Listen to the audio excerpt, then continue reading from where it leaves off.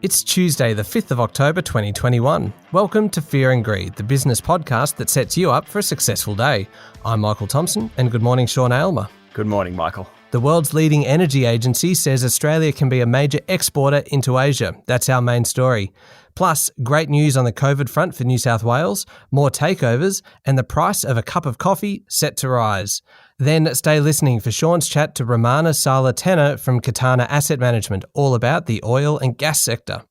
But first, Sean, I mentioned a new report that says Australia has tremendous potential to be an affordable supplier of low-carbon hydrogen energy into Asia. Yes, the International Energy Agency is very optimistic about Australia playing a major role in the green revolution. It said there are 9 major clean hydrogen projects in Australia underway, and in terms of future capacity, Australia is only just behind Europe, which is pretty remarkable. It comes as Australia's second richest person, Andrew Forrest, on Monday called for policy settings to allow the development of a large hydrogen industry in Australia. He called hydrogen the miracle molecule. Other industry leaders have also gotten behind it in recent months. Macquarie Bank's Shamara Wickramanayake and senior leaders of Origin Energy and BHP have all pushed green hydrogen as a viable alternative to fossil fuels. The International Energy Agency says hydrogen is one of the most promising renewable energy sources for heavy industry, such as factories and transport, but it says investment of around $1.2 trillion worldwide is needed over the next decade. $1.2 trillion is an extraordinary amount of money. Is this all too pie in the sky? Well, the agency said after a number of false starts, there is now exciting progress in making hydrogen cleaner, more affordable and more available. But, Michael, as you suggest, there is a way to go. Global production of low-carbon hydrogen is minimal and it's not yet cost-effective. But 17 governments have now released hydrogen strategies. There were just two years ago. So that's a pretty good start. The real trick is to make sure the hydrogen production is green rather than dirty. Producing hydrogen takes large amounts of electricity, and for the hydrogen to be green, the electricity needs to come from renewable sources. So really, Sean, overall, the main point here is that Australia could well be a player in green hydrogen. Yes. It will take money, public money and private money. It will take government direction. It'll probably take a fair bit of luck too, but it's a future industry, not just for the next 10, 20, 50 years, for the next centuries. And the International Energy Agency is pushing Australia to jump in. Yeah, interesting one. All right, so how did the markets perform yesterday?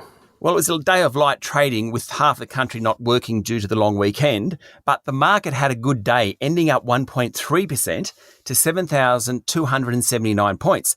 With news of international travel reopening next month, it was the travel and tourism stocks and international education companies that outperformed. Flight Centre Travel, for example, jumped more than 9%, while IDP Education, which relies on overseas students, it was up 8.8%.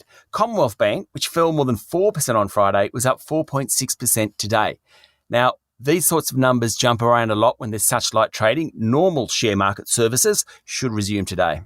Okay, and what about overnight? What happened on Wall Street?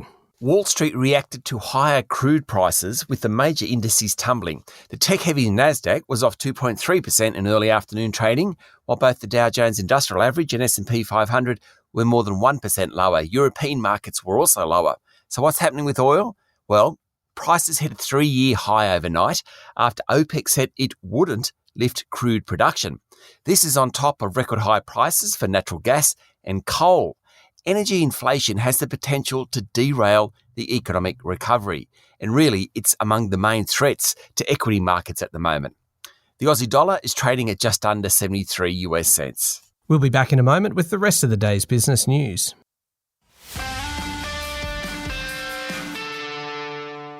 Sean, the COVID situation in New South Wales is improving, it seems, with 623 new cases yesterday, the lowest daily tally since the middle of August, good news, and the 7-day average of cases has fallen to 805.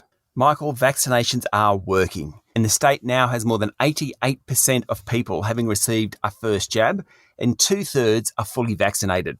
The 70% mark is expected to be reached in the next couple of days, which means restrictions for New South Wales people should be eased from next Monday. There was also good news on the hospital front, with the number of inpatients falling slightly, as did the number of people in intensive care. And that's the data we're going to keep a close eye on now as we reopen. Yeah, absolutely. And how about Victoria? The numbers are still too high, 1,377 yesterday, but the state government is starting to sound a lot like New South Wales did a few weeks ago, talking up the end of restrictions, even though they're still some way off. Some good news out of Victoria, though. The first vaccine dose rate passed 82% yesterday, with 53% of people fully vaccinated. And the state's talking about reducing the 14-day isolation period for people who are vaccinated but have been at Tier 1 exposure sites. Yeah, and what about the ACT? The numbers remain relatively high. They do, 28 yesterday and 2 deaths. There's no sign of easing of restrictions in Canberra either. In Queensland, that state seems to have held Delta at bay. There was just one new case yesterday. The national one-jab rate should hit 80% today or tomorrow, and that's a benchmark we should all applaud. All right. Now, Sean, we talk a lot about corporate deals just because there have been so many of them. Another one late last week, this involved Australian Super purchasing 70% of Optus's mobile phone tower network for $1.9 billion. Aussie Super is the biggest superannuation fund in the country, and the Optus deal continues to push super funds into infrastructure assets. Last week, we had Aware Super as part of a consortium bidding for salary packaging and leasing company Smart Group. In the last 3 months, local and Canadian super funds have been involved in bids for Sydney Airport and Spark Infrastructure. All these super funds, they love the reliability of income that comes from infrastructure assets. They love the long-term nature of the asset and the fact that often returns are regulated, sometimes by government, and they're also businesses that are really hard to replicate. So the barriers to entry are huge. Now, it's not quite on the same scale, but there are a couple of other smaller takeovers announced yesterday as well. There was. Nick Scali is buying sofa retailer Plush from Greenlit Brands for a little over $100 million. That will double Nick Scali's physical stores. And construction materials testing company Integra received a takeover bid from Netherlands-based Kiwa worth about $400 million. Integra's share price yesterday jumped more than 50%. Nice if you were on it. Yeah, it certainly was. Now, Sean, I don't remember the last time I caught a taxi. The industry must be on its knees by now with new competitors like Uber and then with COVID lockdowns. What's the latest? You'd think so, but taxis have become very innovative. The boss of A2B, it's A2B, which owns the 13 cabs network and includes about 7,200 vehicles, believes innovation will get taxis through the current crisis. Now, there used to be more than 10,000 vehicles, so already it's lost lots of vehicles and drivers. But Andrew Skelton, the boss, is backing 2 key areas for the industry. The first is pushing into technology and payments processing. It owns something called Flamingo Pay, which 13 Cabs claims is a highly cost-effective payments platform for small and middle-sized businesses. Now, of course, that includes taxi drivers, but the idea is to roll out this payment system to hundreds of thousands of other groups. The second is electric vehicles. Mr. Skelton said around 3/4 of taxis are now either electric vehicles or hybrids, much, much higher than competitors such as Uber. Mr. Skelton believes customers will want to use non-combustion engine vehicles, and he might have a point. Mr. Skelton's also confident that demand will pick up again when things open up. Okay, let's go to one of my absolute favourite subjects. Brazil is one of the world's biggest agricultural producers and exporters. It's a major player in sugar, soybeans, rice and wheat markets. No surprise, though, it's also the world's biggest producer of coffee, and I think it accounts for about half of the world's supply. Unfortunately, poor weather conditions has decimated crops, and I'm really worried about this. We all might be feeling it soon. So true. So true. I, like you, Michael, am an absolute coffee snob. For those of you listening, Michael actually sends us photos of his coffees at times. It's true.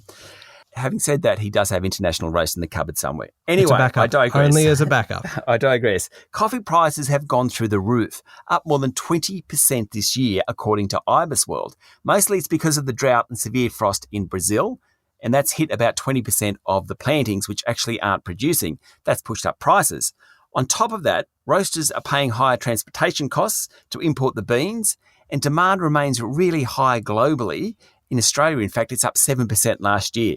Put all that together, that regular flat white isn't going to cost you $3.50 for long, Michael. Could be more. Sean, you've got me really worried now. I was down to my last kilo of beans this morning, so I shall be ordering more. In fact, I may be stocking up.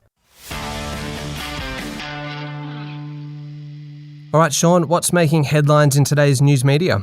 The Financial Review is reporting that the Morrison government will push ahead with the establishment of a federal anti-corruption commission, something akin to New South Wales ICAC. But the government is at odds with Labor over whether the new body should have retrospective powers to investigate the actions of former MPs and public officials. A news poll commissioned by The Australian shows that only 27% of voters are firmly against the idea of a domestic nuclear industry if it were to be part of Australia's future energy mix. And finally, the Sydney Morning Herald is reporting that Facebook and its Instagram and WhatsApp platforms were down early this morning. A global outage, apparently. Imagine that, Michael, a world without Facebook. There's a few other stories doing the rounds today, Sean. New South Wales should find out who its new Premier is today, with Treasurer Dominic Perrottet favourite to replace Gladys Berejiklian, who of course resigned on Friday. And the state also needs a new Deputy Premier as well, after John Barilaro, who's the leader of the Nationals, said he would step down as leader of that party. Talk about wholesale change. Commonwealth Bank has completed its $6 billion buyback, and it was oversubscribed by 4 times. In other words, $24 billion worth of shares were offered back to the bank. I'm never sure whether the bank will be happy or not that people want to get rid of their shares. Anyway, it means shareholders will be able to sell less of their stock than they had wanted. And what's the key overseas news this morning, Sean? I've spoken quite a bit about Evergrande, the massive Chinese property company that can't repay its debts. It looks like another Chinese property company, Hobson, could be taking a 51% stake in the company for about $5 billion. Both companies are listed on the Hang Seng in Hong Kong and went into a trading halt yesterday. If nothing else, it should provide some reassurance to skittish share markets from Asia through Europe across North America. Also, New Zealand has abandoned its strategy of eliminating the coronavirus and will ease some restrictions in Auckland. There were 29 new cases yesterday, taking the total number in the current outbreak to 1,357. Now, the majority of those are in Auckland, and that city has been in lockdown for 7 weeks, but Prime Minister Jacinda Ardern has changed tack. And there's been a massive leak of financial records known as the Pandora Papers that have revealed the offshore financial asset dealings of dozens of current and former world leaders. You're going to hear about this for months.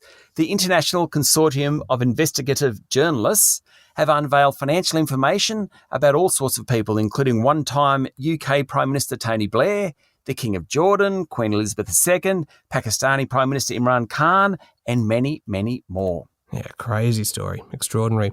All right, up next is the Daily Interview, and today you're speaking to Romana Salatena from Katana Asset Management. This one's all about the oil and gas sector. Sure is. It is a really hot sector at the moment. So much going on. Energy prices over the last week again going through the roof. All right, that's up next in the Fear and Greed playlist on your podcast platform or at fearandgreed.com.au. Thank you very much, Sean. Thank you, Michael. It's Tuesday, the 5th of October, 2021. Make sure you're following the podcast and join us online on Twitter, Facebook and LinkedIn. And please sign up for our free daily newsletter at fearandgreed.com.au. I'm Michael Thompson, and that was Fear and Greed. Have a great day.